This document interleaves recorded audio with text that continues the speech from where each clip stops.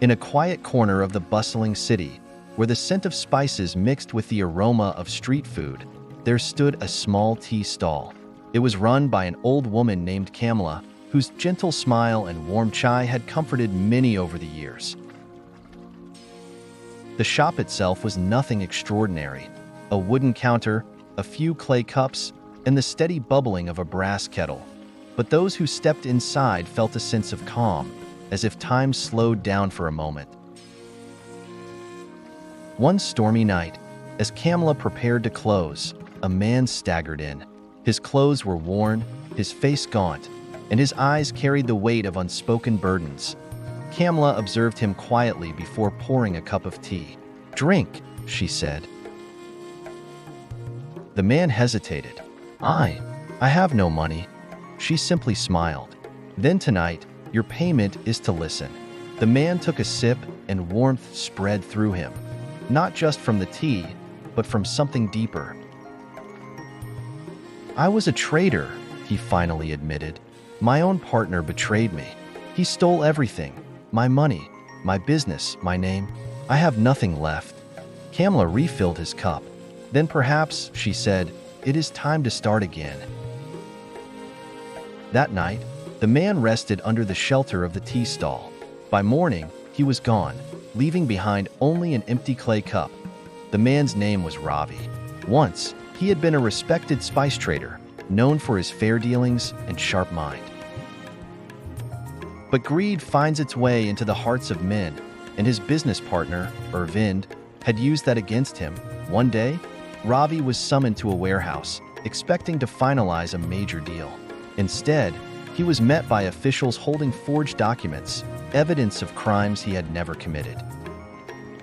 Arvind had bribed the right people, manipulated the books, and in a single night, stripped Ravi of everything he had built.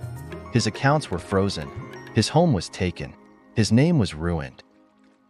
For weeks, he wandered the streets, searching for a way to clear his name, to rebuild what he had lost. But every door remained closed. People who once greeted him with respect now turned away. Hunger gnawed at him. And then, he found the tea stall. In a single cup of chai, he found something he had lost: clarity. Ravi did not return to the world of merchants. Instead, he walked into the hidden corners of the city. The alleys where whispers held more power than gold, where forgotten people saw what others did not. He listened. He learned. He discovered that Arvind's betrayal was not an isolated act. Many others had suffered. Small shopkeepers ruined by false debts, weavers tricked out of fair wages, families driven into poverty. So Ravi began his work. At first, it was small. He warned suppliers of Arvind's corruption, ensuring that they hesitated before dealing with him. He intercepted shipments, exposing fraud hidden beneath Arvind's growing empire. The cracks began to show. But Ravi did not stop there. He gathered others, the struggling traders, the outcasts, even former smugglers who wanted a new path. A quiet alliance formed. They shared information, protected the innocent, and slowly, they dismantled the corrupt network that had held the city in its grip. Years passed, and a legend grew. Arvind, once untouchable, lost everything. And Ravi, once a ruined man, had built something greater than wealth. He had built trust, loyalty, and justice. One evening, as Kamla poured tea into a clay cup, a young boy approached and placed a silk pouch on the counter. "A man told me to give this to you," he said. Kamla opened it.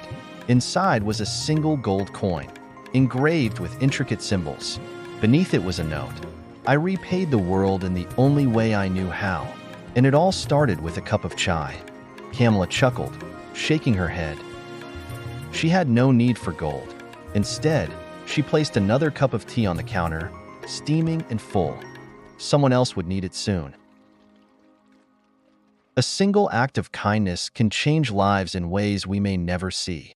Even in our darkest moments, the smallest gesture, be it a warm cup of tea, a kind word, or a helping hand, can ignite hope and set someone on a path to greatness. True wealth is not in riches, but in the impact we leave on others.